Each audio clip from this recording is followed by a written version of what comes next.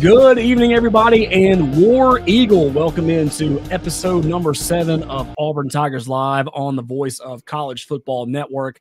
I'm your host, Taylor Jones, lead writer from the Auburn Wire from the USA Today College Wire Sports Network, joined by my co-host this week, Blake Lane. You know him from the Auburn podcast circuit, and he is joining the Voice of College Football, Auburn Tigers Live, for our weekly Monday night show. Blake, before we go any further, got a lot of fun stuff we're going to talk about with you today, but we just want to say thank you for taking time out. And just if you have a second, just introduce yourself to us a little bit. Yeah, Taylor, I appreciate it, man. I'm super excited to be here. I can't wait to join the team and everything and get going. I'm Blake Lane. I'm from Mobile, Alabama. I'm 34 years old, and I'm a diehard Auburn fan. But I'm an extremely diehard Auburn baseball fan. Love the team.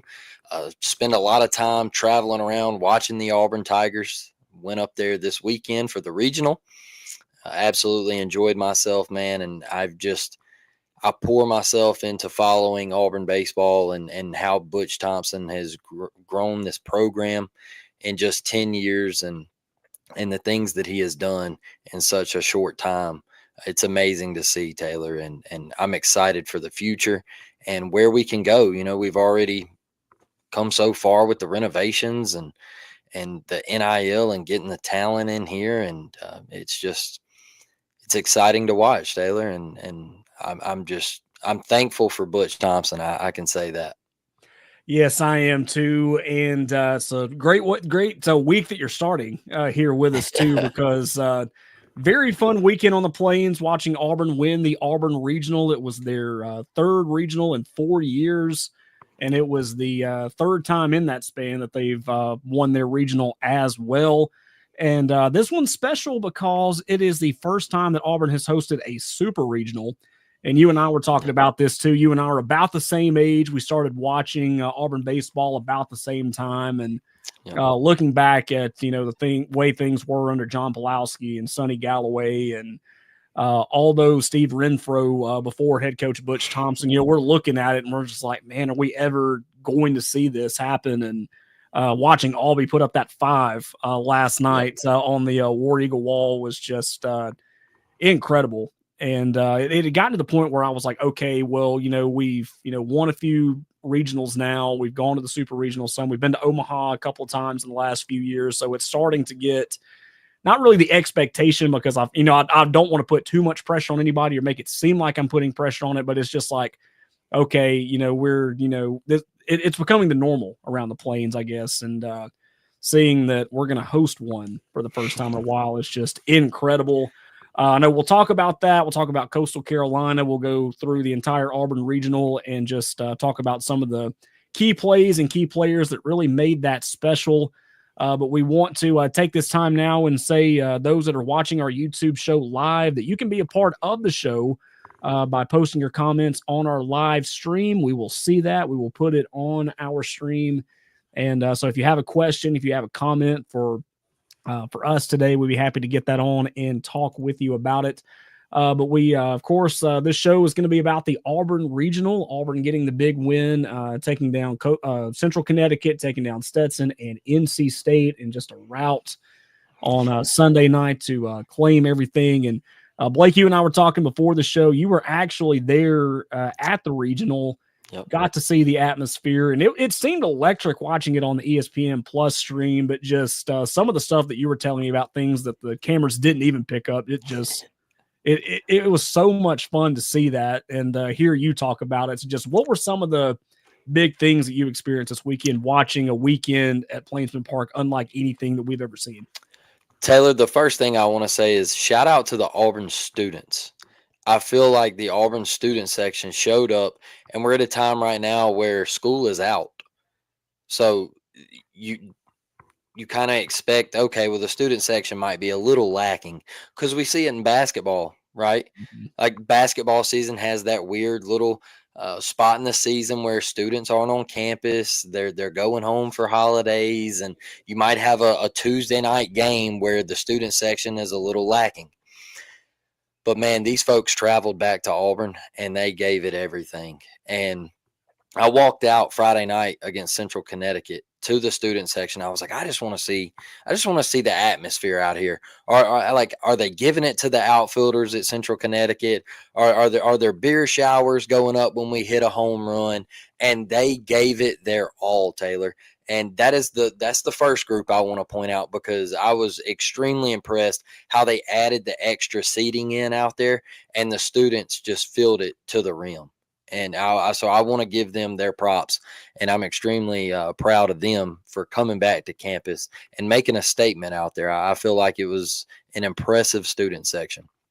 And then I want to give a shout out to the Auburn staff for adding the extra seating, bringing all of that in, having it set up, having it looking presentable, and just the scenery where you could stand up on this extra seating in front of the parking garage and you could have a clear view of the field.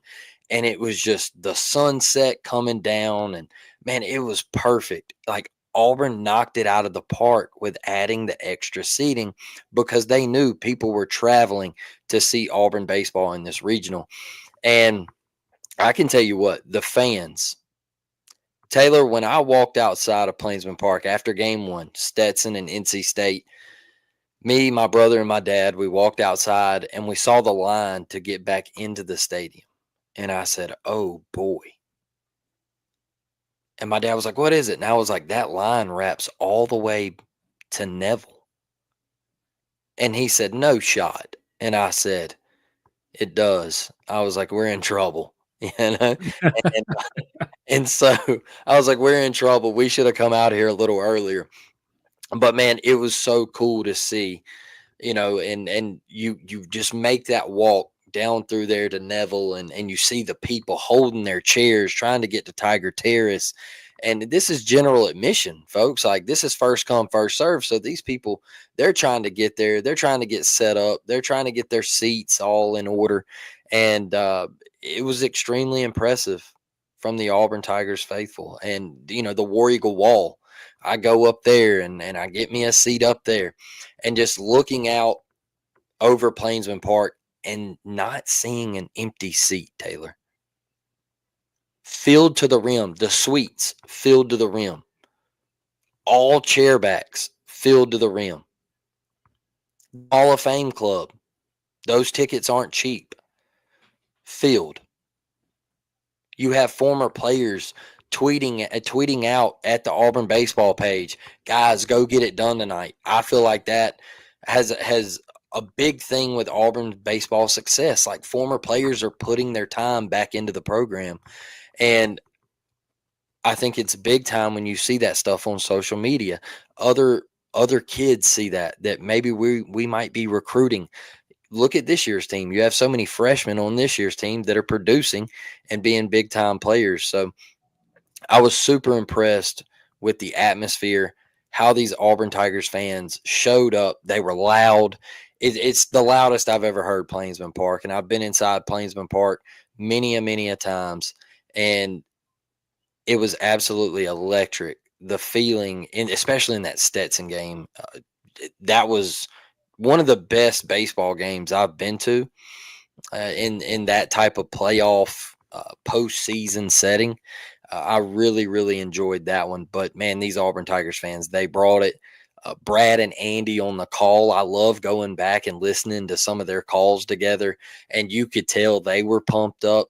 So just as an Auburn fan, to see it this weekend, and I know it's going to be even bigger this coming weekend. It's going to be, you had 7,000 plus all 3 nights in Plainsman. I don't know if they could hold. I don't know if they can hold. They're going to have to turn people away, Taylor. Yeah, that's the thing that I've asked this question myself, and Roy Philpott, Jackie Bradley Jr. on the broadcast on ESPN, they brought up this point too. Is all the people that are on the parking deck, do they count those as well? I don't think they do, because they're not actually paying to get into the stadium. Yeah. So that was the question I had. Says, I mean, you probably had upwards of maybe 8,500 people just in that area watching the game too. I don't know if they're going to have to sell seats on the dorms, in right field, or maybe go ahead and put those temporary bleachers on top of the hitting lab or whatever Yeah. they can do to get all those guys in. But the atmosphere was just incredible just by watching it. And, they were talking about, we set another record.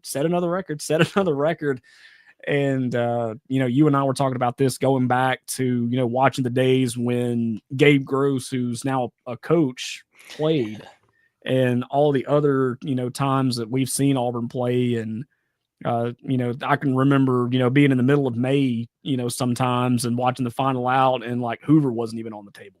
Yep. And looking at what Auburn baseball is now is just incredible. Also got to give a shout out to Mississippi State as well. You're going to see where I'm going with this too. They recently hired a new baseball coach, and it wasn't Butch Thompson.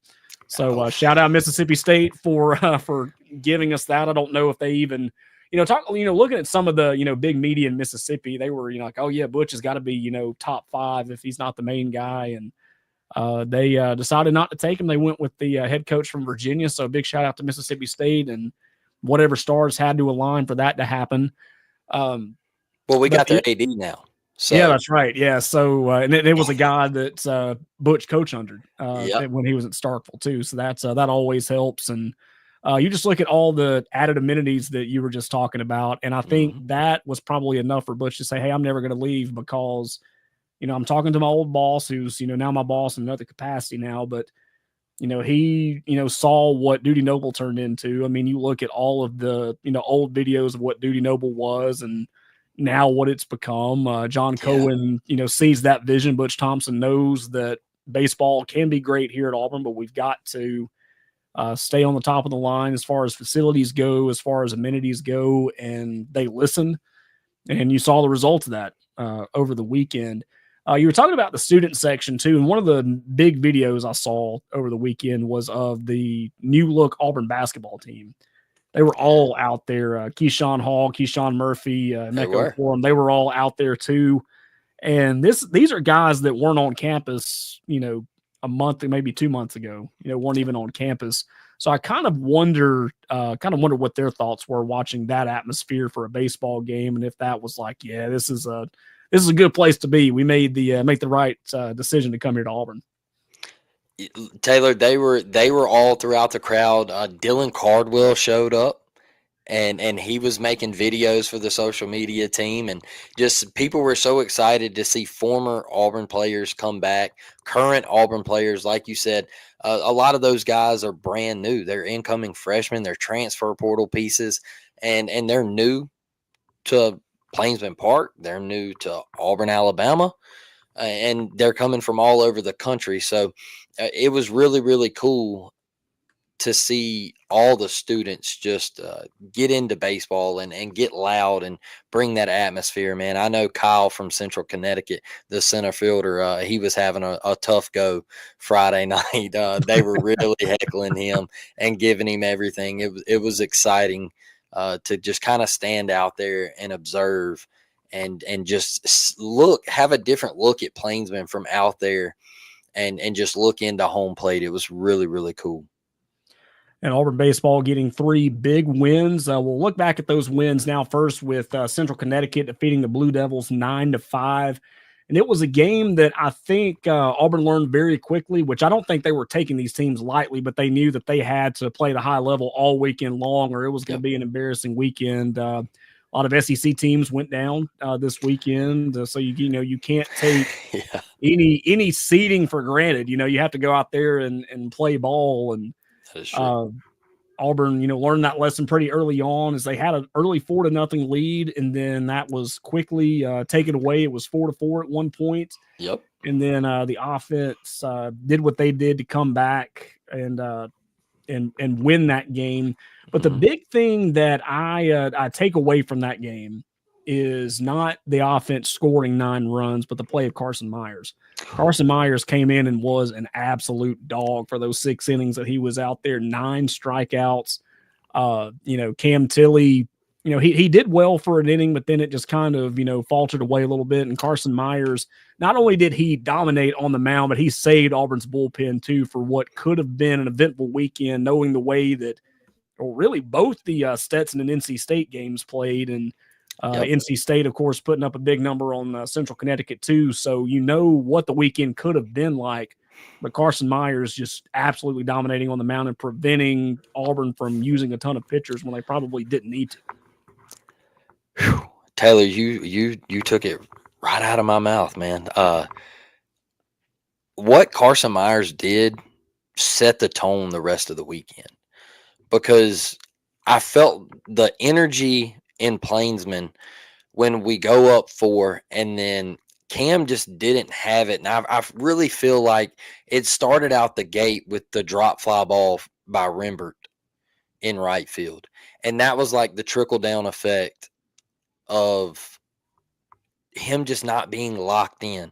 And you've seen in previous starts with Cam is he will have major league stuff, and then it's just one pitch, something goes terribly wrong, and then it just kind of trickles down from there. And I feel like them not getting off to a clean start really hurt Cam and his ability to go further in the game. And I'll be honest, Carson Myers come in, and he was a guy that started last year for a little bit. And, last year didn't go well. You were 8-22 in the SEC. You didn't make the postseason. Scratch it, move on. And he comes back this year, and Carson has been lights out of the bullpen. So now with Carson coming in against Central Connecticut State, he throws 6 innings.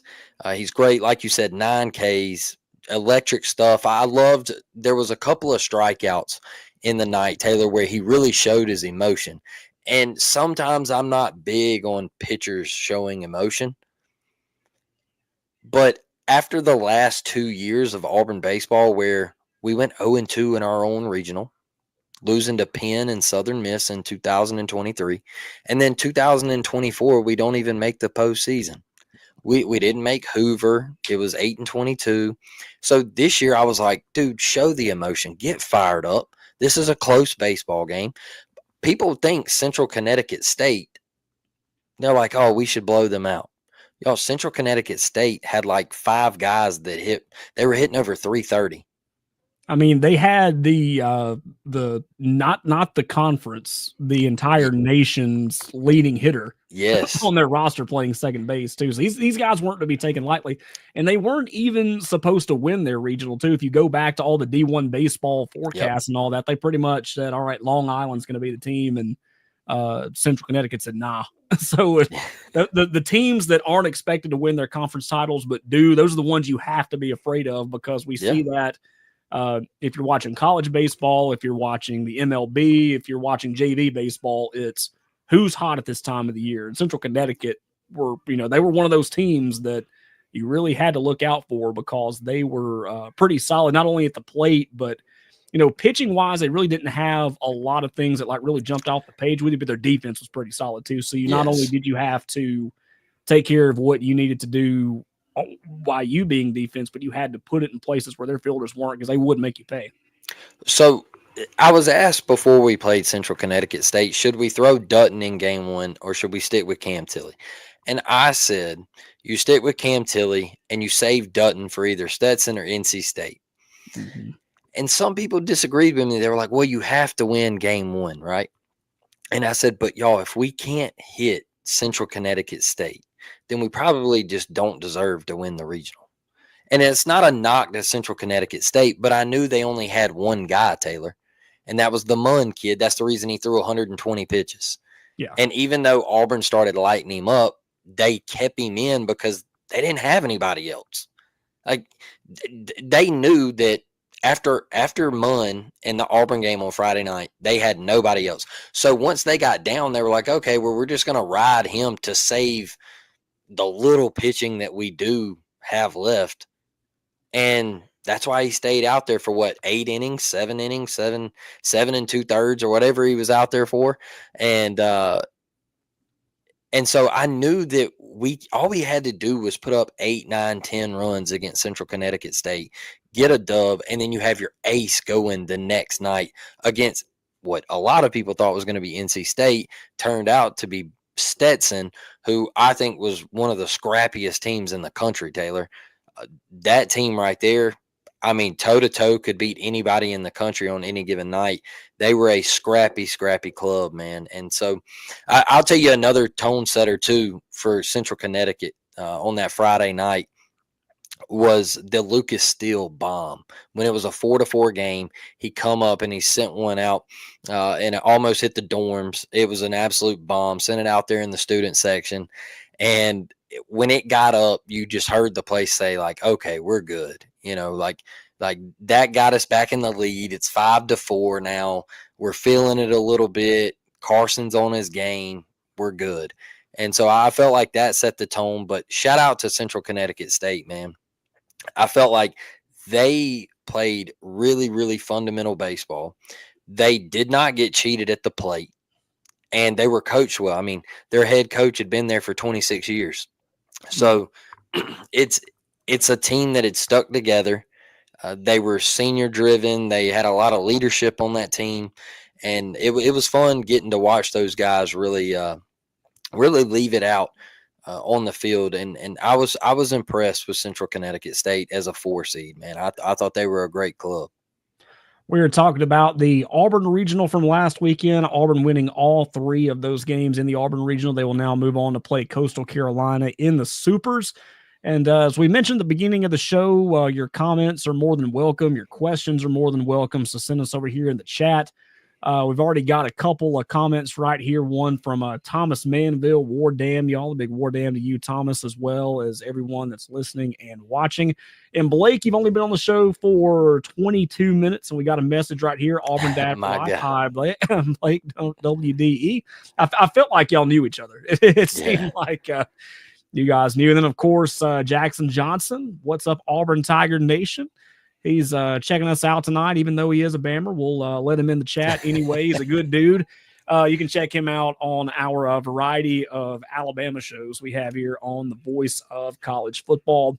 Recap the Central Connecticut win. And again, it was the bottom part of the lineup in this game that really took off. You had Bub Terrell with 3 RBI. You had Lucas Steele with 2 RBI. Had that home run. He had 2 hits. Eric Snow had 2 hits. That's a guy we're going to talk about a little later in the show, too. Eric Snow, going to give him a lot of love on this show. And then Chase Fralick, another one of the freshmen, getting 2 hits. Ike Irish, can't forget about him either, getting 2 hits. And now we move on to Stetson. In the Stetson game, there was a lot of big things to take away from that, but I believe there were 8 doubles by the team. I think I saw on the stat line, you got a double. Tim Hudson got a double. Dylan Cardwell got a double. I think Brad may have snuck one in there. Brad Law from the Auburn Sports Network. Everybody got a double. And when you look at the hit total, Auburn had 12 hits. Stetson had 12 hits. But the doubles really made the difference. It wasn't just, oh, you got a 2 bag and, that's cool. It was all but one double that Auburn hits. That's 7 of the 8 resulted in a run. So the extra base hits were key, and they were really good against the Stetson Hatters. And then the one run that wasn't a result of a double was a bomb in the canyon by Ike Irish. And it was one of those, we were eating dinner at a friend's house. I had a friend from North Carolina coming to town this weekend. So we were eating dinner somewhere. We were listening to the game on the way back, and we heard Andy. He just, the way that he, says it's in the air. It's going to the canyon. You knew that it was already past the canyon because Ike just smashed it over there near the scoreboard. Doubles were the key in game number 2, and Auburn gets out with an 8-5 win over Stetson. Taylor, a great job by this lineup. Bub Terrell is a guy who I said he needed to have the series of his life for Auburn to come out of this thing. And I think he was 8 for 11 and had. I think, it was 727 in 3 games. It's just unreal. Yeah. I mean, he was on fire, man. He was completely locked in. He was having fun. I did love how he was interacting with the crowd out there. He was staying loose. You don't see that a lot with true freshmen. And I feel like he was feeling himself. And that's the Bub Terrell that we saw at the very beginning of the season. Now, I know he dipped in SEC play. Pitchers realized, okay, this is his weakness. I get it. He's a freshman in the SEC. It happens to some. But he picked back up in the postseason, and his double when it was 5-3, I think it was the top of the sixth, and he had, I think it was a 3-2 count, and he sends a shot to the monster out in left field, and it clings off the monster, and the place is going crazy. And I'll tell you this, it's the loudest I've ever heard Plainsman. And when he slides into second, he does his little dance right there, and that put Auburn up 7-3, and that's when you really felt the momentum turn into Auburn's favor. And it's like, okay, we're up on Stetson now by 4. We're feeling comfortable, and we're feeling like our guys in the pen after Dutton can really get this done. But I'll tell you this, Taylor. Cooper McMurray, Ike Irish home run. Like I said, Coop's 3 doubles, all that stuff, man. This lineup, Eric Snow getting it done. The job that Sam Dutton did to this Stetson lineup was incredible. And I don't normally do this, but I got to bring it up. To the blue behind the plate, that was an absolute disaster that he let happen. It was one of those moments that where it was like he knew he was wrong from the very beginning, because like, I mean, he got real defensive. Yes. And you know, that was another one of those moments that I was in the car. I didn't get to watch it on the screen, but just, you know, listening to Andy describe it and Brad Law describe it and all that. I mean, it was just looked like he was looking for a problem. He was looking for a way to make a Plainsman Park record crowd put all their attention on him. It's like he wasn't getting enough. And it was just you know, props to Sam for keeping his cool, props to Butch for keeping his cool, because that was a yeah, I don't know. I don't know why in that situation you try to bait a player to try to get him to get out of the game. And my thing with it is, okay, Sammy D did throw his hands over his head, but he made a perfect pitch to get out of the inning. And Chase Fralick didn't move his mitt, and you called it a ball. And so when Sammy D did that, he was like, oh no, because the roof blew off a Plainsman. Like, we were all going crazy, and then all of a sudden everybody realized, oh wow, he called it a ball. And he immediately pointed at Sammy D and was like, hey, don't you do that again or you're out of here. And everybody was that never de-escalates a situation ever, does it? Exactly. And so now Sammy D continues to pitch, and some people are like, hey, do you go get him? Like, you can't have this go on, because now you feel like he's out to get Sammy D. Yeah. And Sammy D delivered a couple more pitches, and you were like, hey man, where are those at? You know, and then all of a sudden they get a hit, and you're like, okay, here we go. One deflects off of Sammy D's hip, and Rembert's he's playing double play depth, and it trickles out into right field. And it was just unfortunate breaks, but the standing ovation for Samuel Dutton and him coming out of that ball game for the job that he did. This was a guy that, Taylor, he didn't have that great a career at LSU, and he comes over to Auburn, and he flourishes and grows into a Friday night ace for a team that's the number 4 overall national seed in the country. And it just shows, in my opinion, how great Butch Thompson and this staff is. And I know Everett Teaford gets a lot of crap, and people wanted him fired last year, and some at the beginning of the year were on his case. But you see the development out of this pitching staff and how they've grown throughout the season. And watching Sammy D come off that field Saturday night was something that I'll probably won't forget, man. Like, it was an incredible moment. I'll tell you another thing too. I skipped past this one. Taylor, I'll let you in on how I'm feeling right here. And All right, do it. Ike Irish made a play, a sharp line drive hit out to center, and Bristol Carter comes breaking in, and he lays out, and they score a run, and they're trying to get the guy from first all the way into home. And Ike picks the ball up in center field, backing Bristol up, and he crow hops, and he one hops Fralick to the plate. and Freilich makes the tag to cut the runner down. Taylor, I tell you this, a lot of people out there might disagree, but him coming in as a catcher and giving himself up to right field this year, giving himself up to first base when Coop got hurt last year, and being a guy to move around the field in order to help his team win games when he is the first to second projected catcher in the MLB draft in the first round.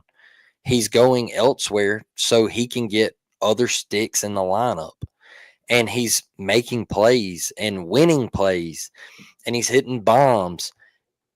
And some people might disagree with this take with all the great players that Auburn baseball has had in previous years, but I think he is the greatest baseball player to ever play for Auburn University.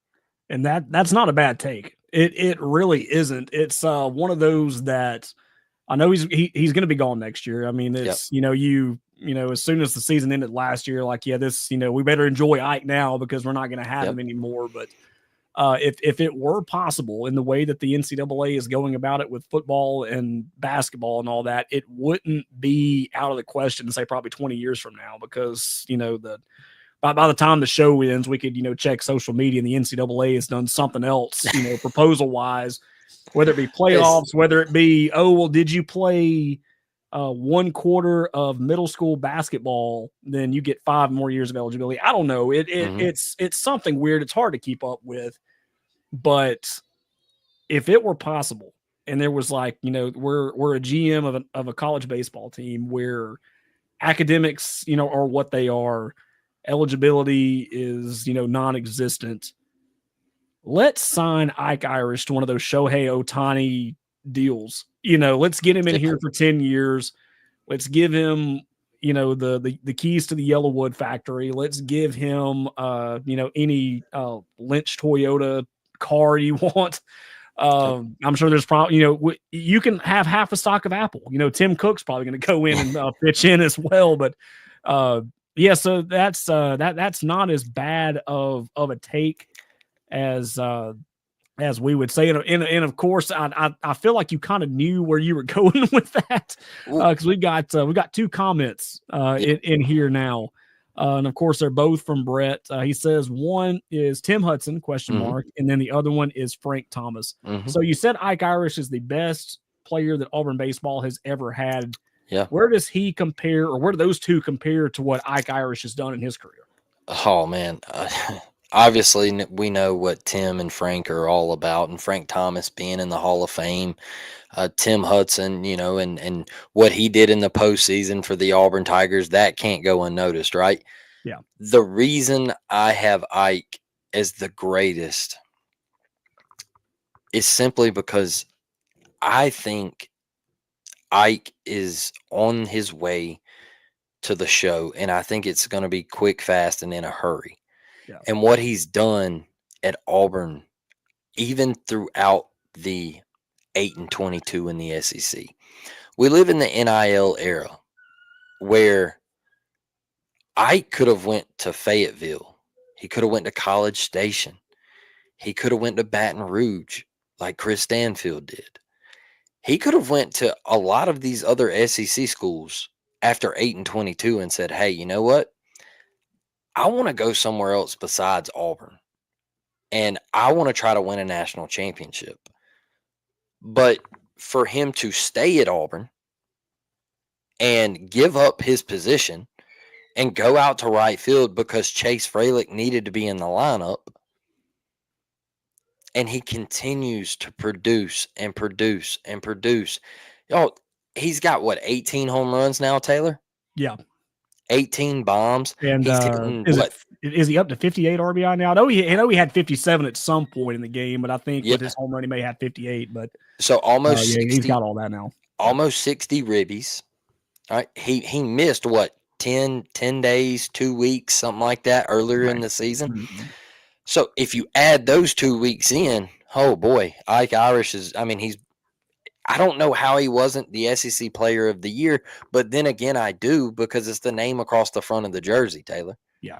And whatever they want to say, about how that doesn't matter. It does.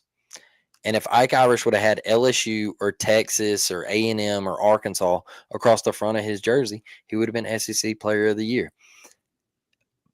But I look at Ike, and it's major league hitting, and he's doing it in the best conference in the country, and he makes it look so effortless. And the one thing after his freshman year is they were like, well, Ike he doesn't elevate the ball. He doesn't get the ball out of the park. Well, now he gets the ball out of the park, y'all. Yeah. And so his game is elite. That it's really to the point of going into the postseason. I was like, I don't know if Ike is going to get pitched to. He might get the Aaron Judge treatment, Taylor. Yeah. Because that's how people view him in college baseball, as they say, okay, well, I don't want to pitch to Ike. So I would rather take my chances with Cooper McMurray. And if Cooper McMurray's doing what he did this weekend, in my opinion, that makes Auburn really, really difficult to beat. Yeah, that's definitely a choice, knowing that, yeah, I'm gonna get around Ike Irish to go to Cooper McMurray, who can also damage a baseball to Shook Jordan. I mean, it's impressive. And you got another one here from Thomas Manville, another good comment here. If you can make Bo Jackson type throws from the outfield, you absolutely have to be in the conversation for the best of all time. So is that kind of, another thought, which, we've talked about how great he is at the plate.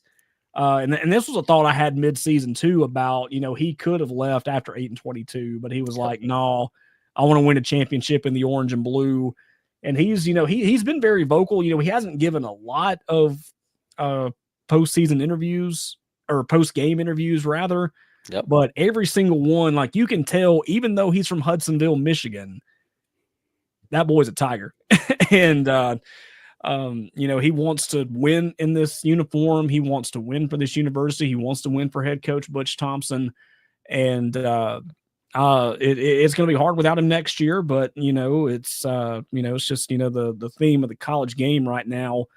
And I got to give props to him too. I'll ask you this question too, because this is fresh on the mind too, because it happened over the weekend. Jack Caglione, who played at Florida last year, like in a Gators uniform last year, just got the call up from the Royals. Do you think Ike makes it to the show? And I'm talking about a time frame matter. Yeah. Do you think he makes it to the show before in a fewer time or more time than Jack Caglione did? Depends on what organization he goes to. Mm-hmm. I think it could be the same process, Taylor. I think it could be, maybe I'm going to go a little bit later, just because Cags hits the ball with so much power. And he's just absolutely raking balls to another planet right now down in the minors. So they had to bring him up, because I think their first baseman was hitting like 158 on the year, and there was no power. There was no on base percentage there for the Royals. So I think they were destined to make that move and say, okay, we need to give this kid a shot. Depending on what organization he goes to, I think it's going to be a similar track. I do. I just think that Ike, the way he hits, it's going to transfer over to the majors, and he's going to get in there with a hitting coach, and they're going to fix the little tweaks in his swing that he needs to get adjusted, and he's going to do great things, and he's going to play Major League Baseball for many, many years. He reminds me so much of Juan Soto at the plate, with the confidence and the swagger and the eye at the plate, with not chasing, not getting cheated, waiting on his pitch, identifying hitters' counts, knowing what's coming. A lot of that stuff comes from film review, BP, and just knowing the game and loving it and studying it. And that's Ike Irish to a T. That throw the other night, I mean, boy, that was an absolute bullet. And that's a great Bo Jackson point. And I knew I would get some flack when I said that, because, we know the greats for Auburn baseball and Auburn sports. And I just feel like if he had that fourth year, it would actually be cemented. But he's not going to get that fourth year. But if he had another year to go, it would really be to the point of where you would have to build another statue next to Frank Thomas outside of Plainsman.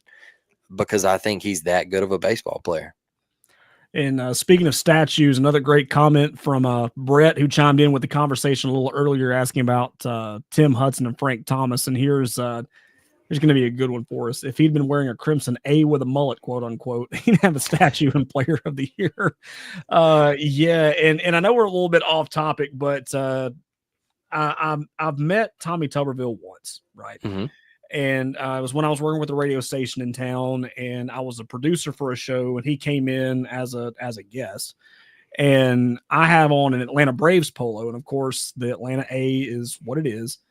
And I go to shake Mr. Tuberville's hand. This was right before he announced it was for Senate. There was a lot of rumors going on that he was going to be in the Senate, but he hadn't made the announcement yet. It was real close to about that time. Yeah. And he comes walking in, and I, say, hey, it's a pleasure to meet you, Coach Tuberville, big fan, thankful for what you did at Auburn.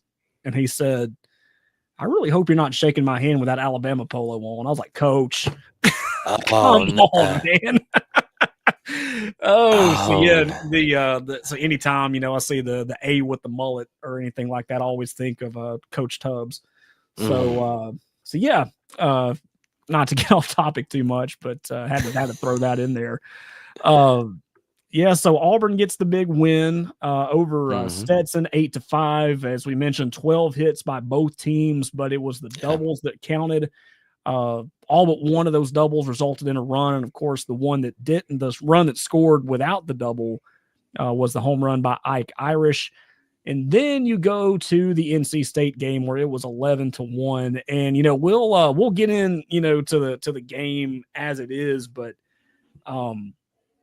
sometimes in baseball when it is not your weekend, it is not your weekend, and that was the case for NC State pitcher Dom Fritton. He started the game against Stetson on Friday, 7 runs allowed in the first inning, 7 runs before the Wolfpack even grabs a bat. Yep. And he's out of there before that inning even ends. So they're like, okay, Sunday, he's got 103 strikeouts. He learned his lesson. He's feeling pretty good. Let's put him out there against Auburn. He makes it a little longer than he did on Friday. His final line was 3 complete innings, 6 hits, walked 2, struck out 4. He left the game before any runs were scored, but he left them loaded. All 3 of those runs came in to score. He gets hung for 3, and then the floodgates just opened up. Auburn opened a can, put in 11 runs, and it wasn't that they scored 11 runs, but 10 of those runs came in 2 innings. They did exactly what they needed to do in the middle innings. They got Fritton out of there and really made them pay. And it's a thing about college baseball, and it's like one of those that, like, you go on social media and people will just say anything, right? And you look at what people say on Twitter or X, however you prefer to call that social media website. Yep. I can't get X in my head for some reason. I don't know about you, but either. Yeah, but on Twitter, the Bird app, and dating ourselves even a little further than that. But especially on regional weekend, where not many, you can tell not the person that's tweeting this doesn't really watch a lot of baseball, but I've seen some fans of other teams on social media, and they'll go, I don't know how Auburn fans can be happy about beating an NC State team that had played 3-4 hours previously in an elimination game and to come out and beat them the way they do. I just don't understand how Auburn fans can be excited about that. And what I say is don't mess around in game 1 and get shellacked, and you won't be in this situation. And that was the case. NC State, they were about to lose to Stetson again. They scored 10 runs in the 8th inning. They didn't go into extra innings, so they were close to going into extra innings because Stetson just wasn't going away. Yep. And NC State ended up getting beat 11-1 after playing 3 or 4 hours in a game about an hour before that. So everybody with the pitching staff was tired pretty much, and Auburn took advantage. And that's how Auburn gets to host their first ever Super Regionals with a big win over NC State. And great job by the staff to start Andres Alvarez and give him the ball, a true freshman. I feel like that is just said so many times this year for Auburn baseball, a true freshman. And Alvarez comes out and is just electric from the start. I mean, off speed was there. He was throwing the fastball for a strike. Everything was just pounding the zone, working ahead, staying ahead. And he didn't fall to many, 3-ball counts. He didn't fall behind and get into hitters' counts. He had 100% control of the game. And he threw 5 innings, gave up 6 hits, 1 walk, and 5 Ks. Y'all, that has been the kryptonite for Auburn at times when they struggle this year is walks and hit batters. We didn't do it this weekend. No, not at all. And I'm glad you brought up Andreas Alvarez because, of course, you look at the stats at the plate. You had the top of the lineup did what they did. You had Chris Rembert and Bob Terrell combining for 8 hits, 6 RBI, 2 doubles, and a walk. But that was to Bob Terrell. And then right after him, Ike Irish had 3 hits and 3 RBI. One of those coming from that bomb that he hit. But Andreas Alvarez, I feel like because of how well the bats did, what he did really went unnoticed. And the reason I say that is because, he's mostly a midweek starter. Yep. He, has pitched some in the SEC during the weekend series, but mostly he's a midweek starter. Yep. And, doesn't really get to be out there a whole lot. And he's a freshman too. And, usually doesn't get to be out there a lot. But for Andreas Alvarez in the game, he met career highs in pitches thrown. He tied his longest in innings with 5. He had gone at least 5 in 2 other games this year, including the last one he threw back on almost a month ago against Jacksonville State. He went 5 innings in that game. But yeah, like he broke his personal record in pitches thrown, in hits allowed, I believe, and earned runs. So I mean, there were a few things that he did well that he broke his own personal record. Yeah. And he did well. And again, we talk about what Carson Myers did in game 1. Andreas Alvarez kind of did the same thing here where, it looked like, Auburn knew they were going to win the game. So it really wasn't a matter of, you have to save your guys. But Andreas Alvarez did what he did in 5 innings. That paved the way for Cade Fisher. I don't know why I lost his name there for a second. Cade Fisher to come in and finish out the game. And, the bullpen, we, didn't really need him as much this weekend. So Andreas Alvarez not only, having a career outing, but doing what he did to preserve the Auburn bullpen and for us having a ton of fresh arms going into the weekend. And you gave Christian Chatterton, another freshman, right, a whole week of rest. And I think that's where it really, got me up. And I was just like, dude, we're going into this super regional. We're fresh. We got guys that didn't even have to go out there. I mean, Cade Fisher didn't have to go out there in a high intensity situation. He was stress free. I mean, Auburn was blowing them out when he come into the game. And I think he didn't take them lightly either. He kept the domination rolling too. And that's why Butch brought him in, is because they said, okay, we're not going to allow NC State to work themselves back into this game, because we know in college baseball, I mean, heck, I'm watching Murray State and Ole Miss right now. Murray State was beating them by 10 runs a while ago, and now it's a 12-8 game in the 8th. So we know how wicked college baseball can get. It's quick, fast, and in a hurry. And Butch said, okay, I'm not going to go to Chatterton because I feel like he's worked himself in that starting role. I'm not going to bring him out of the bullpen. Let's go to Cade Fisher, who was a starter at the beginning of the year, and he has went into the bullpen and been absolutely electric. You can look at the numbers, man. The fastball at the beginning of the year, he was throwing about 88, 90. He was running that thing up to 92, 93 last night. And so I think he might be a revamped, fresh guy to the bullpen. And Butch went to him, and I think he had 5 Ks last night. He was electric. He did give up that one little run right there at the end. I don't sweat that. It is what it is. I look more at like hard contact. Are these guys squaring balls up? And I didn't see that off of Cade. And so One thing I did see, Taylor, is our lineup squaring balls up. And that's how I was very excited at the beginning of the game. Even though we weren't scoring and we left a couple of opportunities out there, I was excited with how we were squaring the baseball up and the swings that we were taking at the plate, and Rembert setting the tone. And I mean, I feel like he was the SEC Freshman of the Year. I feel like he got robbed of that. You know, I give Ike Irish all the praise of being the GOAT and the leader and the player of the year throughout the country. I think Rembert is the best freshman in the country. And he set the tone last night. And he's been doing it all season since he moved into the leadoff spot. The only thing that concerns me that happened this weekend was the injury of Eric Guevara in the Stetson game, Taylor. Mm-hmm. Because now if EG can't go and he's dealing with that hammy, you know, the ACL tear, and they got to do the graft from the hammy and all that stuff. I I don't know. Like, Fabian is a terrific defensive shortstop. Yeah. But he has got to find a way to produce at the plate, because he's going to come up in situations where we absolutely need him, and you can't bunt in these situations.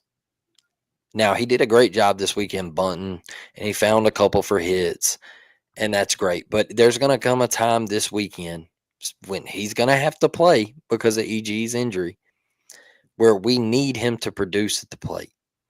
And another thing that stands out to me about him too is he, when you go from Eric Guevara, who like raised his average, you know, almost 60, 70 points a couple of weeks ago against, was it South Carolina in that sweep where he just absolutely killed him. You know, Paul Maneri hated to see him coming out of the dugout. Yeah. But looking back at what he did over the weekend, he did find a way, he bunted. I think he had 3 hits and all 3 of them were bunt singles, but he also struck out 7 times too. So when you look at what Eric Guevara has and your alternative is Derek Fabian, of course, that's enough to, kind of make you a little bit hesitant. But if the top of the lineup does what they did, Ike Irish continues to do what he does. Cooper McMurray kind of, get back into rhythm. And I mentioned this at the beginning of this. We got to give Eric Snow some shout out love. Had a great weekend. Eric Snow in the infield as well. It kind of makes you wonder, if you have Fabian, having a similar weekend that he had, where it's, he's basically just laying down the bunt, just trying to find any way to not strike out, even though he had struck out. Are those guys going to carry the load, or will there be another guy that comes up? Are we going to see Bristol Carter maybe, or Cade Ballou, or some of those that kind of go in and out of the outfield sometimes? Are they going to be one of those that really step up and feel that production if Eric Guevara can't go against a really good Coastal Carolina squad? Yeah, we're gonna need guys like Bristol and Cade, and that's the one that's been tricky this year, is Cade dealing with the injury and coming back and then sitting a game and sharing center field with now Bub Terrell, Bristol Carter.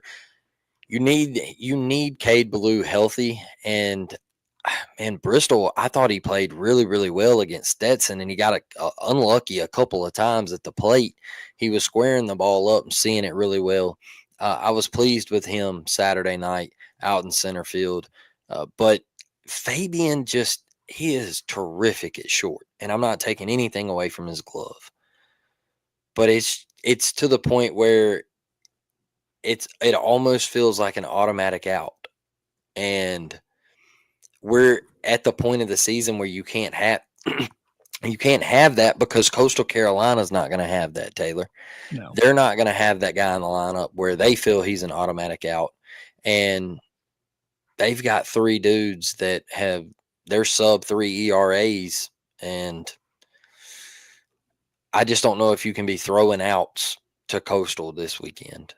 And so you got to have these guys step up similar to like they did this weekend, but he's got to find something, some confidence. I feel like he's defeated before he ever gets into the box, Taylor. Yeah. I feel like you look at him and his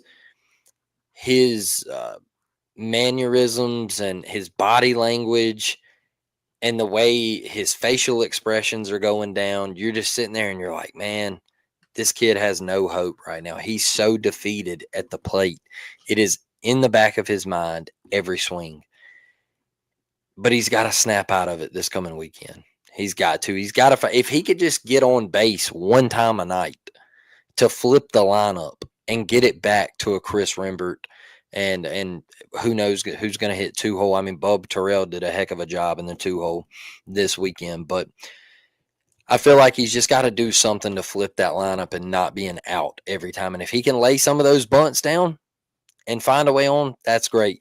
But the more like Coastal's going to be preparing for that, Taylor. Like, they're going to know how defeated he is, and their third baseman's going to play up on the grass when Fabian comes up, to try to eliminate all that. So I hope and pray that he can come through, because the EG injury was extremely, extremely crucial for me. And well, of course, your comments and questions are welcome. We've been pretty active in the chat tonight. I think Blake Lane bringing the heat tonight. A lot of great stuff that he said tonight. It's also brought out some questions and some comments. Brett coming back in, Bub from nearby Alabaster, Alabama, Thompson High School. Quite a few players at Auburn now. Bub Terrell being one of those guys. Caleb Harris. Playing football. Jared Smith coming in from Thompson. Chaney Johnson, another Thompson guy. And Thomas responded to him by saying Thompson could easily be a pop line for Auburn in many sports, and I'm here for it. I am too. A lot of he mentioned that comment, and I got to thinking about it. I'm like, yeah, Auburn does have a lot of really good guys from Thompson High School, and I it didn't even click. Like, I knew those guys were from Thompson, but it didn't click with me. Hey, there's a lot of guys that are from Thompson. Yeah. So Thompson High School in Alabaster, getting some love. Trent Seaborn, if you're watching this show, come be a part of it. I know you got a couple more years, but got a big pipeline from Thompson to Alabaster right here. 280 doesn't go to Alabaster, but I guess you could kind of say it's like a 280 pipeline there. But Auburn, we recapped all three of the wins. The 11-1 win over NC State that put Auburn into the Super Regionals, the 8-5 win over Stetson, and the 9-5 win over Coastal Carolina. Or not Coastal Carolina. We're playing Coastal Carolina this week. It was Central Connecticut that Auburn beat. Taking a look at what Coastal Carolina has. Looking at their lineup, they have, let's see, 4, 5, 6 guys that are batting over 300, which is very good. They have 1, 2, 3, 4, 5, 6 guys with over 50 hits on the year. 2 guys that have hit over double-digit home runs. That's Blake Barthol and Sebastian Alexander. RBI-wise, they have 4 guys that have over 40, and when you mix in over 30, they have 5, 6, 7, 8 guys with over 30 home runs, and then you've got 2 guys that are slugging over 500. And we talked about the pitching and how that was limited this weekend because of how great Andreas Alvarez was, how great Cade Fisher was, Carson Myers, Sammy D. As you call him, I'm going to have to start calling him that now too. Auburn is, pretty for the most part going to be well rested. If they're not well rested, they're on normal rest going in. What would be your dream starting pitching rotation should we play 3 games against Coastal this weekend? Wow, that's a great question.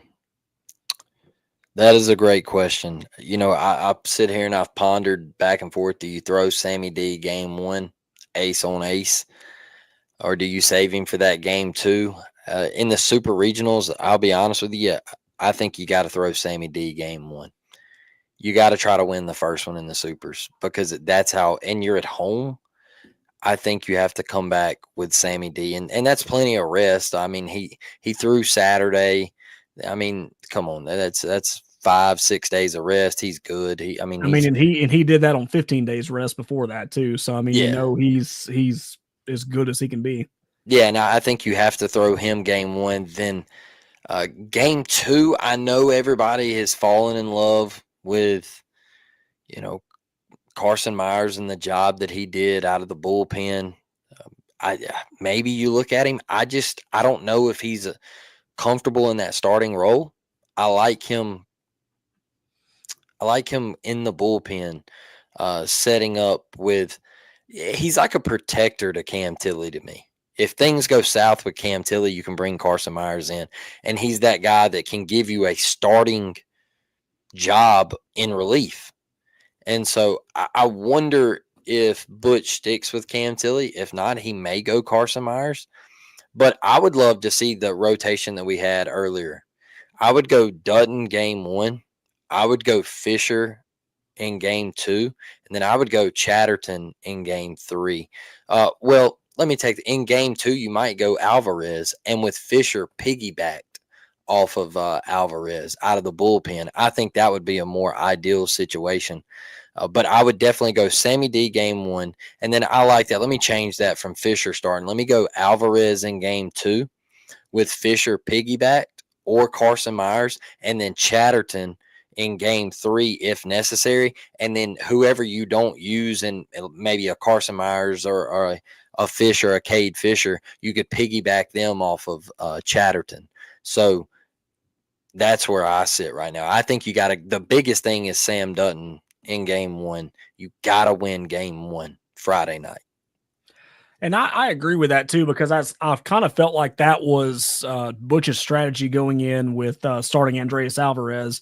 Of course, the obvious thing would be, okay, well, Chatterton's going to be the game 3 guy because that's, what his role's been for most of the SEC season. But I think game 2 is really going to hinge because, you want to, of course, Sam Dutton, I see him being the Friday night guy no matter what, but Andreas Alvarez, it kind of gives you not to say that it's, we're gonna throw Andreas Alvarez because we're gonna throw the game and wait for our third guy to come in, or have our stronger guys that have been proven to be stronger and our older guys on Sunday in the event that we lose, because I think Butch Thompson's going to go in and with the mindset, hey, we're going to win. That's exactly what happened this weekend with Andreas Alvarez getting the start, because I have no doubt in my mind Chatterton would be starting today if it were a game 7.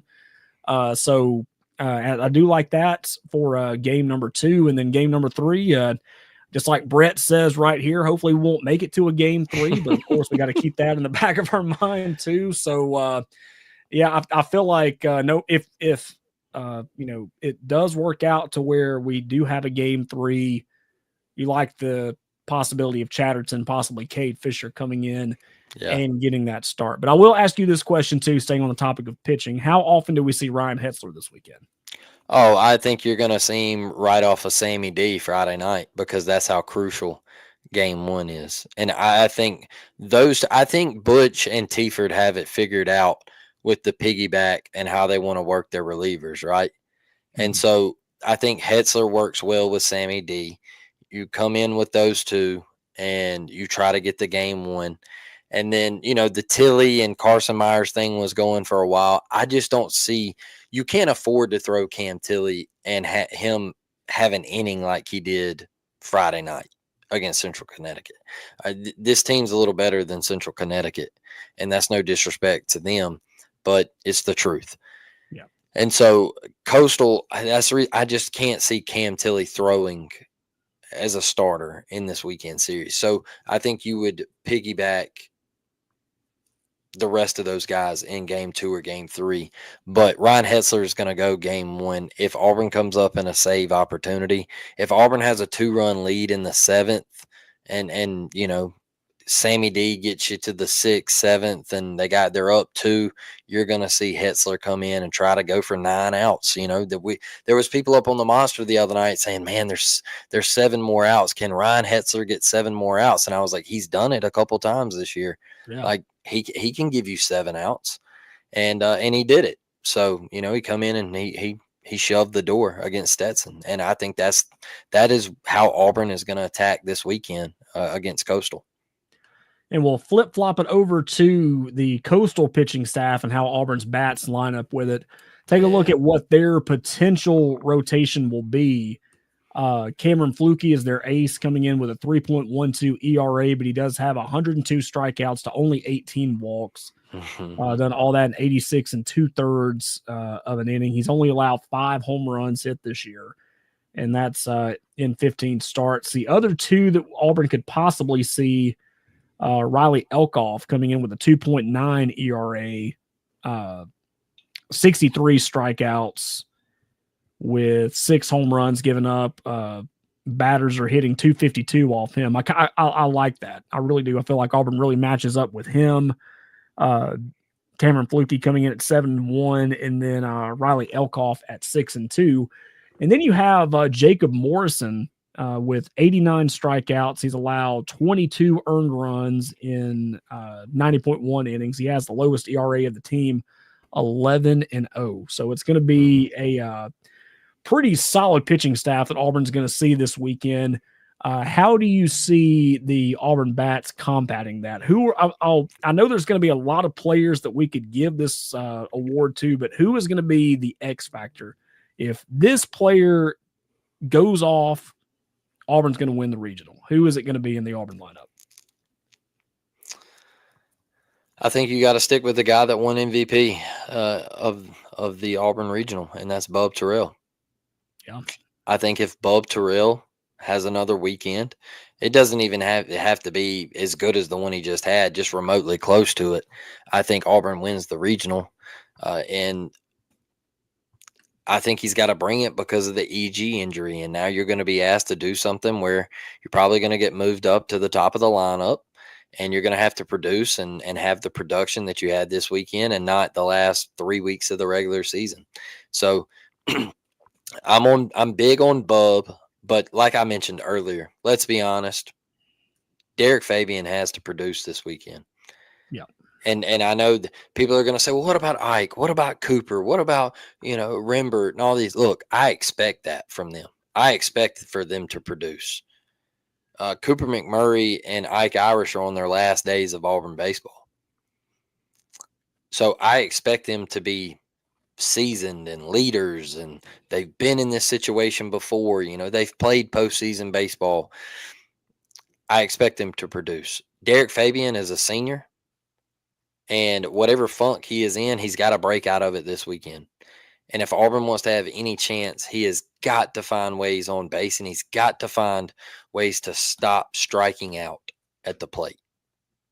So I know a lot of people might overlook that and be like, well, that's not a huge X factor. No, he is. He plays a huge role with Eric Guevara out of this lineup with that hamstring. And I hope EG can go. I really do.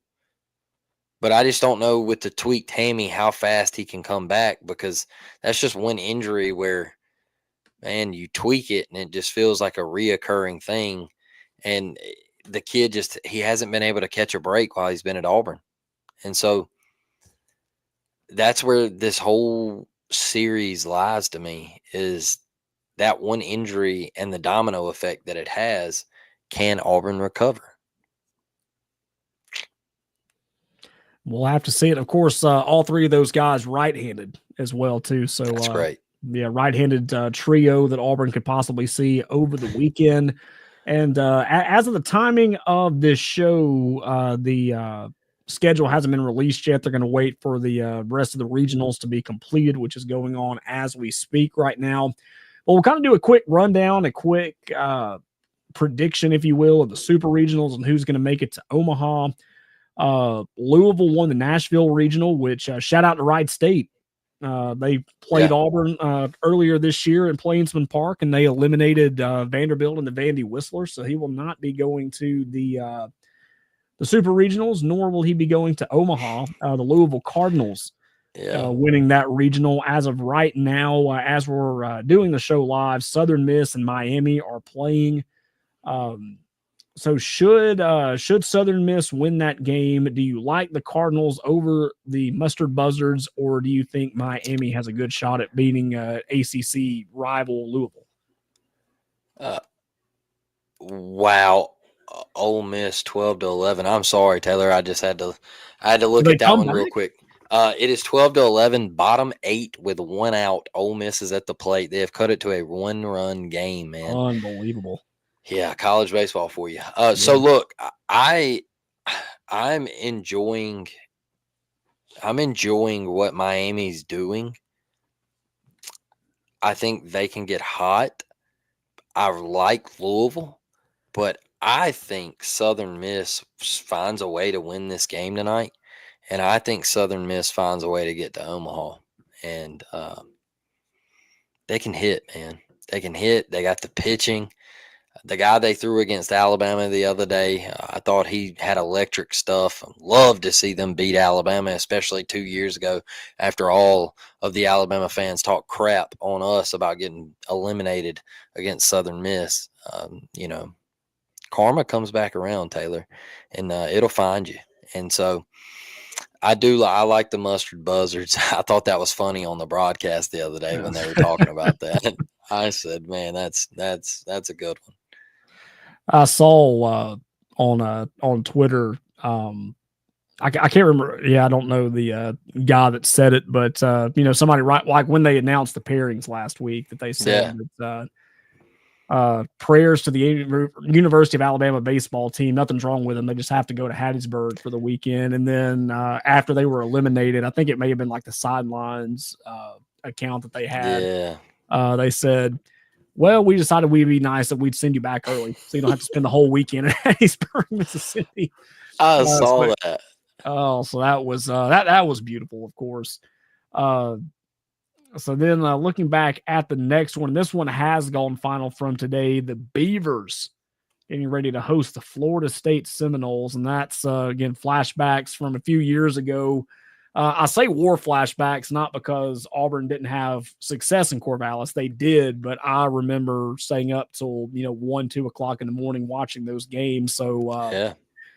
wouldn't want to be Florida State Seminole fans because I'm sure they're going to give you the latest time slot on ESPN they possibly can. But Oregon State, Florida State, do you think the Seminoles go out west and get it done, or will the Beavs head back to the College World Series? I think the Beavs are headed back to the College World Series, man. I really like this Florida State team, but I'm going to go with something that almost hurt Auburn a couple years back, and that was going out west, man, and that was a very difficult series. The Auburn pitching staff come through that night. Blake Burkhalter, I'll never forget him dogpiling and closing it out right there in that 4-3 win. It's a tough travel, and it's going to be really, really painful for some of these Seminole fans, the players, like the jet lag all the way across the country from one ocean to another. Like, it's tough, man. It's tough. And you're 3 time zones behind. It's just difficult. And a lot of people don't really believe in that, and they don't play into the time change, but it does play a factor. You can see the Auburn football team when they went out to Cal a couple years ago, it played a factor in my opinion. And it's difficult to sit around all day and you're just sitting in a hotel and you're watching other teams play. And I'll tell you what, out there, I've been out to Oregon, and it just feels like, man, and you're looking at stuff back home. You're looking at people's Snapchats and social media, and you're like, oh, man, it's 9 o'clock there. Well, it's only 6 o'clock here, and it's like exhausting. Yeah.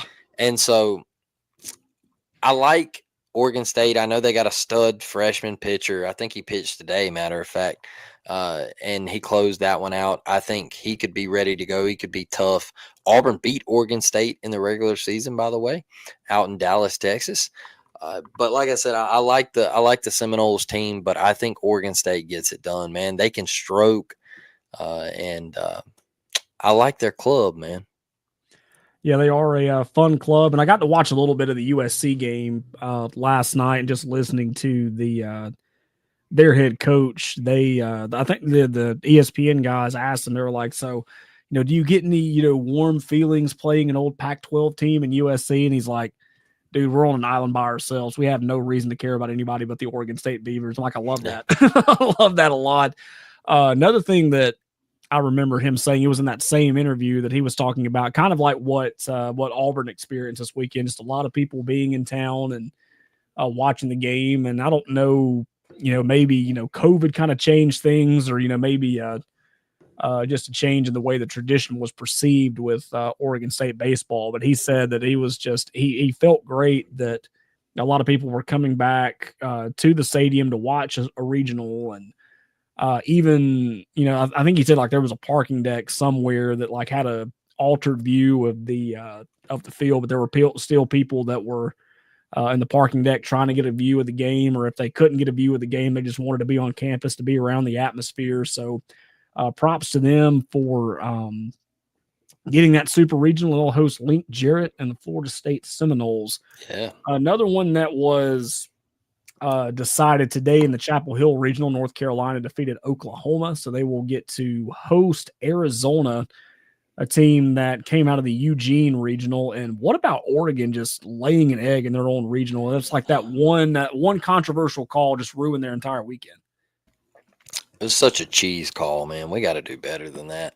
I just felt like, what do you want the runner to do? That's where I sit. Is I felt like he was giving himself up, and I just I felt like you could see the momentum in him put his hands out and say, "Okay, I'm not wanting to do this, but I have to do it." Yeah. And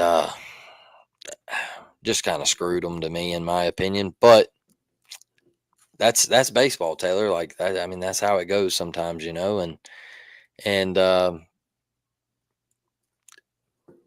yeah, that's how the cookie crumbles. It's a weird game, and you don't catch a break here and there, and you go 0-2 in your own regional. Auburn fans know how that feels. So, you said North Carolina. Yeah, Tar Heels taking on Arizona. Arizona, yeah, and Arizona's traveling to North Carolina, right? That's right. Going to be Yeah. another coast to coast trip. And I can tell you that I think the North Carolina Tar Heels are going to the College World Series, and I think the North Carolina Tar Heels could probably win the national championship. Yeah, they were pretty solid. They ended the year as the number 1 team. A lot of people felt they should be the number 1 overall seed, but they get the number 5 seed and will take on Arizona in the Supers. We'll have Auburn Coastal. We'll come up with that prediction in just a little bit, but one that just went final. Actually refresh the bracket and see the Tennessee Volunteers have defeated Wake Forest in the Knoxville Regionals. They will go to the Supers to take on Arkansas in Fayetteville, a fan base that just loves Tony Vitello. Does Tony V get another shot at another championship, or will DVH erase it from him? I don't think he does. And, I think DVH and Dave Van Horn, if you're going to win one, brother, this is the year, because we're slowly seeing the SEC teams kind of get out of the way, and the underwhelming weekend that they have had. And, I think DVH has got to get him one. And with this team that they've got, and they got through the regional. That's been the killer for them here lately. And they got through that part, and you got Tennessee at home. You've already taken a series from Tennessee in the regular season, so you just got to keep rolling, man. And I think they got the Twins out there. One of them was SEC Player of the Year. They're really dang good. I just think Arkansas's got too much power, and I think their pitching's really good, and they're at home in the pen, and I don't see.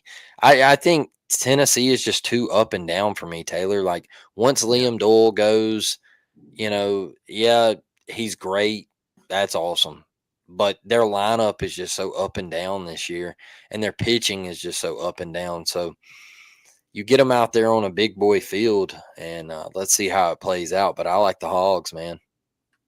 Yeah, I like the Hogs too. They're another one of those teams that just can never get over the hump. They'll get to Omaha, no problem. But I think we talked about Oregon State a couple predictions ago, but they were one catch and foul territory away from winning their title a few years ago, and it just came off the rails after that. So maybe the Hogs will get it done. They'll knock Tony Vitello out, and we won't have to see him in Omaha either. So this one's going to be a very interesting regional. Clemson eliminated from their own regional. West Virginia coming out of that one. They defeated Kentucky in a wild game last night. I think they had to walk off and beat the Wildcats in a high-scoring game. They will take on the winner of the Baton Rouge Regional. That one has not I think that one just started. If it hasn't started, it's about to start. LSU, it's 1-0 LSU. Okay, they're taking on the Little Rock Trojans, who upset them yesterday to stay alive and force a game 7. Should that score hold up and LSU host West Virginia, who do you see coming out of that one? I like LSU, but I'll tell you my concern with LSU is, once again, like I said about Tennessee, their lineup is so up and down, Taylor. It's Mhm. their lineup can hit and they can produce 10 runs one night, and then the next night they produce nothing. Yeah. And Barry Jones goes through some slumps, and Curiel, which he was a great freshman, but it's been dipping a little bit here and there, and it's just they go through these little lulls where they don't produce a lot of runs, and I think their pitching's great. Their pitching sets up really well, and I think you got to have that to go to Omaha, and I think they get it done. Little Rock just tied them up 1-1. Hey, all right, Yeah, Trojans. They I were think well under 500 coming into this tournament too, right? yeah, they had to win. They had to win the conference and everything, and they were like a 9 seed in the conference tournament, Yeah. and they won it. So, but I do think LSU gets it done. They got to get through tonight first, but I do think they get it done and they go to Omaha. The next one, what's the latest update from Ole Miss Murray State? 12-11, top 9. Murray State's hitting, and All right. there's 2 outs in that one in top 9. So Ole Miss will have the last crack at it. All right. So whoever wins that regional, the Oxford regional between Ole Miss and Murray State, they will take on Duke.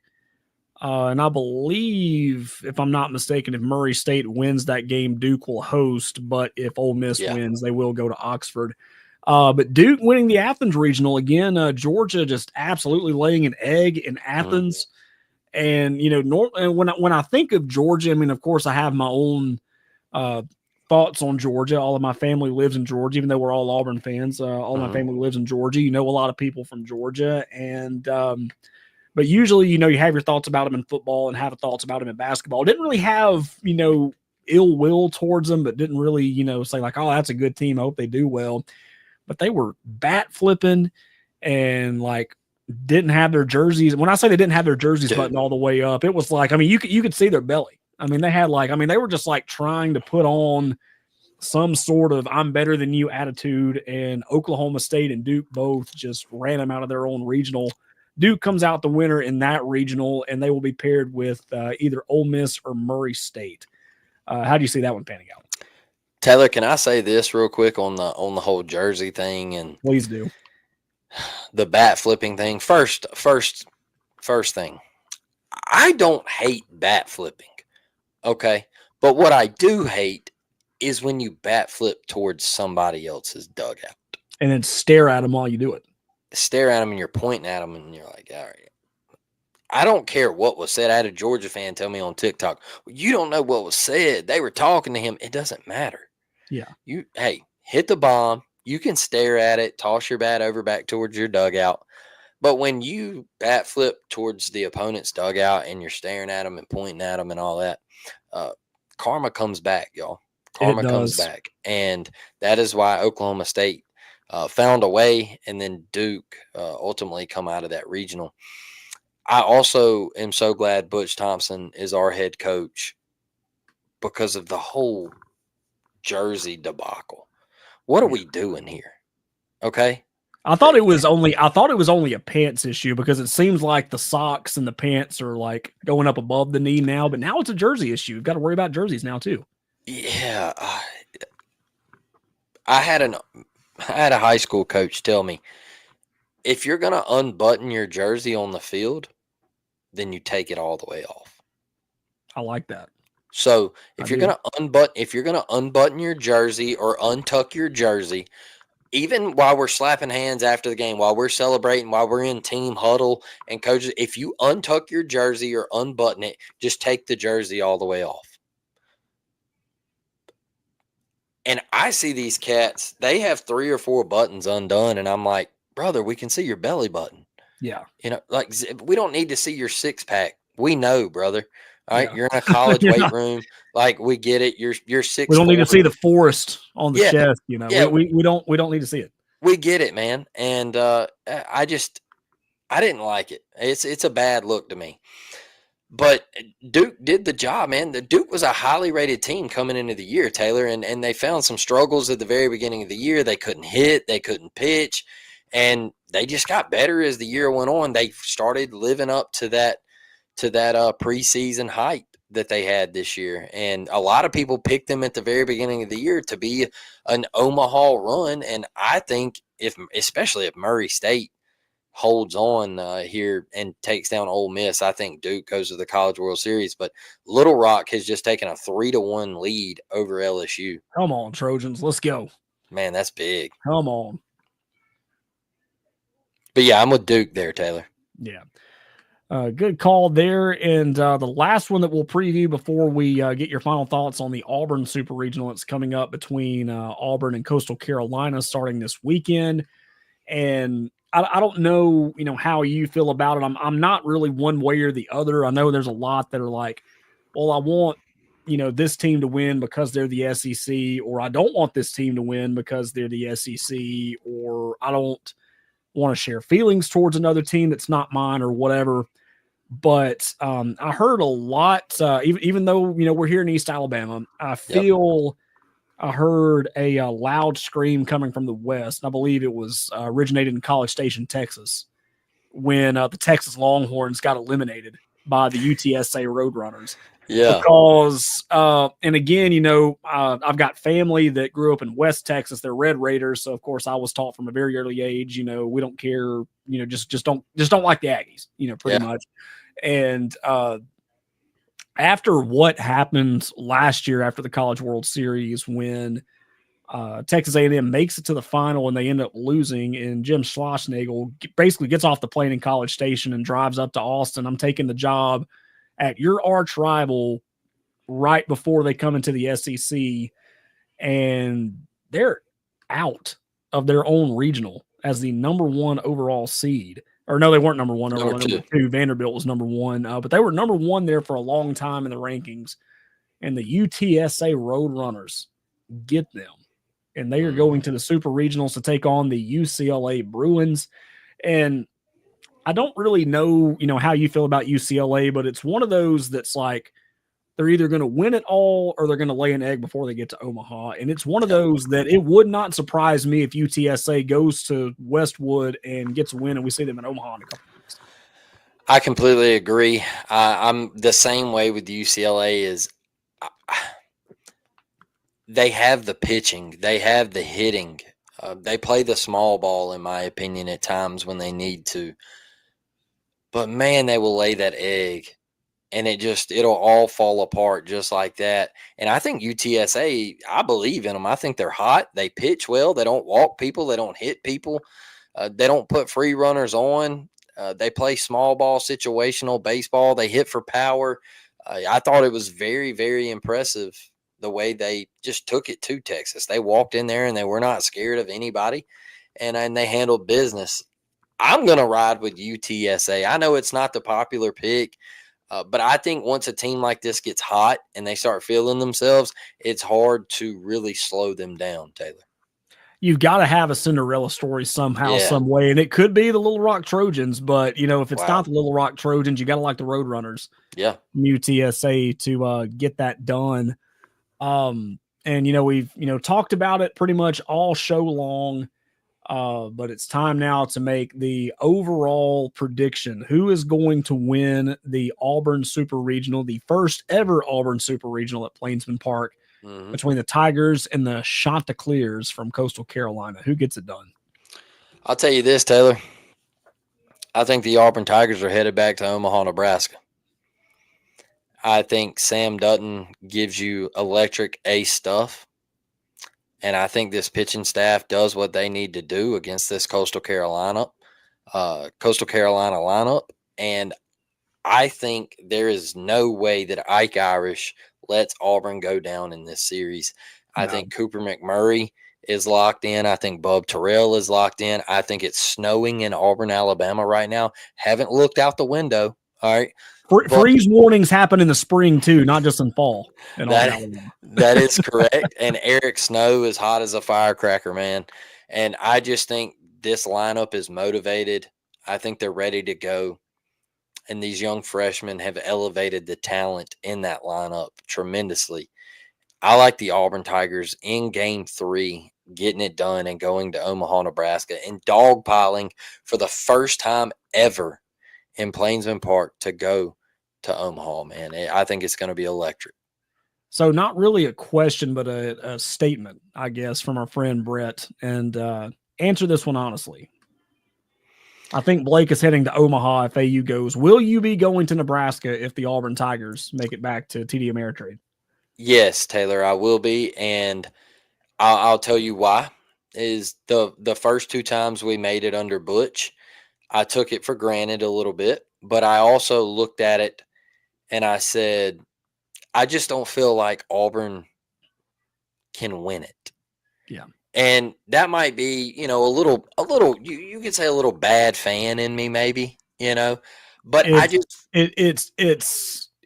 like one of those that you don't want to be too confident in your team because that's, always opens the door for disappointment. You also don't want to seem too negative as well, but it's kind of like, yeah, you have to be kind of self-aware if that makes sense. You want to be as self-aware as possible.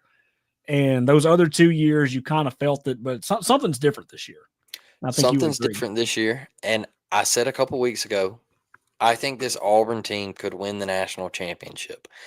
The previous 2 times, I felt like, hey, I'm so glad we made it. I'm so glad to be on the stage. It is electric for Auburn baseball to have this opportunity. But this year, if we get to that final 8 and we get to Omaha, Nebraska, I feel like we could win the whole dang thing. I really do. I really do. Especially the way the pitching staff has played out, and they've worked together and gelled, and this lineup and the power that they have and the base hitters that they have. It's something where I trust Butch Thompson, and I believe in him 110%, Taylor. And one other final question. It's it's always good when you have people agree with you on certain things.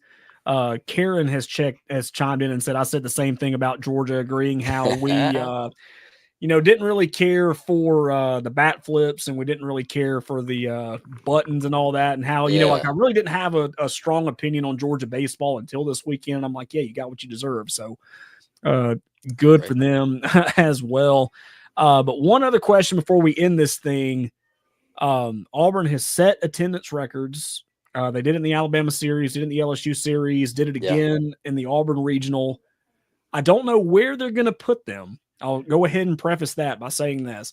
I don't know where they're going to put them, but will there be a game where over 8,000 people will be paying to get into Plainsman Park this weekend? Yeah, I don't know how you keep it away from 10,000. Yeah. Especially when you got all that open space in the outfield, behind the outfield grass between the stadium and the dorms. But yeah, so you think it's at least one of the games, probably game 2, game 3, there's going to be 8,000 people watching a game at Plainsman Park. 100%, Taylor. I saw what it was. I saw what it was this past weekend. And I think Auburn is going to have to bring more seats in than what they did last week. And they're going to have to find somehow, some way to add extra seating to fit all of these people in here, because it was shoulder to shoulder, elbow to elbow. And I think more people will be flooding into Auburn, Alabama this weekend to watch the Auburn Tigers have the chance to dogpile at Plainsman Park. And it's going to be a beautiful thing when we see it as well. Man, I can't wait. As the time that we're doing this show, the schedule has not been released yet, so we don't know if it's going to start on Friday, don't know if it's going to start on Saturday, or what the deal is. But if you have an opportunity to get to Plainsman Park, or at least just be in the area, maybe get you a grill, maybe bring the RV. I don't know if RV parking is going to be a thing, but bring the RV like it's football season. Bring you a grill, have a lot of fun, tailgate, enjoy this weekend with fellow Auburn fans as the Tigers get ready to go or have the chance to go to Omaha for the first time at Plainsman Park. They've been in the Super Regionals quite a bit in recent years under head coach Butch Thompson, but it is the first time that Auburn has had a chance to do so in front of their home crowd. Blake, an awesome show this week. We talked ball for almost an hour and a half, over an hour and a half, and it seemed like we were talking for 20 minutes. There was just so much that we were able to get out there, a lot of content that we were packing out. But we are about to wind this thing down for the week. But before we go, tell our fans, our listeners, how they can find you on social media and what they can expect to see in the next couple weeks here on the network. Yeah, you can let me see, I just changed it. So you can go catch me on X, Twitter, however you want to call it. It's Blake Lane at B Lane 1526. Just got that new Twitter page all set up and all that good stuff. I'll be over here at the Voice of College Football on the Auburn channel, helping Taylor, and we'll be knocking all the content out. And I know a bunch of you over in the chat who are in here. You follow me on Facebook too. Get over there. I love to troll some good old Alabama fans on that Facebook. That's about the only reason I use it. But I even got an Instagram now. I'm not really active on Instagram. I just posted the story about Auburn baseball and basketball and football and stuff like that. So you can catch me there. It's the same handles and all that good stuff. So yeah, Taylor, I'm excited to be a part of this this company and this show and this channel, and I want to help you grow this thing. And we push all the Auburn content out that we possibly can. Yeah, looking forward to doing that as well. You can also check out me on X, Twitter at Taylor Jones with 2 underscores at the end. And you can follow the Voice of College Football on X at the VOCFB. If you want to go back and watch the show again, you can, of course, go to our YouTube channel, watch it. If you can't do that, listen to us on Spotify and Apple Podcasts. And, of course, like and subscribe on all of those platforms, and you will not miss a single show that we do. Auburn Tigers Live coming up every Monday at 7. Having a chat about everything that's going on in the world of Auburn sports. And, of course, this week it was all about the Auburn Tigers baseball squad. Hopefully when we do this show next week, Blake, we'll be talking about Omaha. Maybe we'll be booking the plane tickets as we're doing the show. I don't know what next week's going to hold, but it was an awesome show this week. Welcome aboard, Blake. Thank you for taking time out and being a part of this show. And you can definitely check out Blake Lane on social media and, of course, here on the Voice of College Football Network. It's been wonderful. Thank you for taking time out and watching tonight's show. If you watched it live, if you're listening to us on demand, thanks again for being a supporter of Auburn Tigers Live on the Voice of College Football. So until next week, have a great week, and War Eagle, everybody.